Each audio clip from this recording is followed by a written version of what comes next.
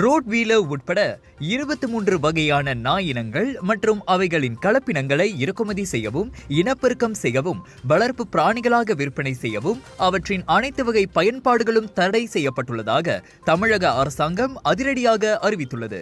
தற்போது வளர்ப்பு பிராணியாக அவ்வகை நாய்களை வைத்திருப்பவர்கள் அவற்றை உடனடியாக ஆண் பெண் கருத்தடை அறுவை சிகிச்சை செய்து இனப்பெருக்கம் செய்யாதவாறு பார்த்துக் கொள்ள வேண்டும் எனவும் உத்தரவிடப்பட்டுள்ளது.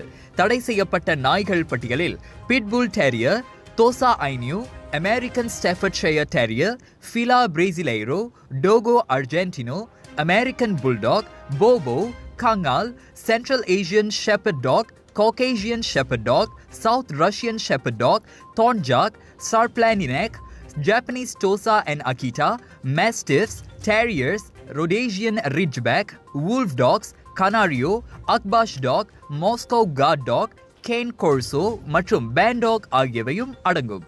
அதே சமயம் தற்போது அவ்வகை நாய்களை வளர்ப்பவர்கள் அல்லது வைத்திருப்பவர்கள் அவற்றை வெளியில் பொது இடங்களுக்கு கூட்டி செல்லும் போது கட்டாயமாக லீஷ், அதாவது இணைப்பு சங்கிலி மற்றும் தற்காப்பு முகக்கவசம் அணிவித்து அழைத்துச் செல்ல வேண்டும்.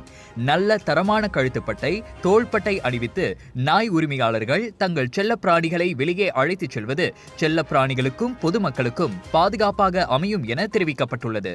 மே 6ஆம் தேதி சென்னையில் 5 வயது சிறுமி ஒருவரை ராட்வீலர் இனத்தைச் சேர்ந்த 2 வளர்ப்பு நாய்கள் உயிருக்கு ஆபத்தை விளைவிக்கும் வகையில் தாக்கிய சம்பவம் மக்களை வீதியில் ஆழ்த்தியுள்ளதை அடுத்து அரசாங்கம் அந்த அதிரடி தடையை அறிவித்துள்ளதாக கூறப்படுகிறது.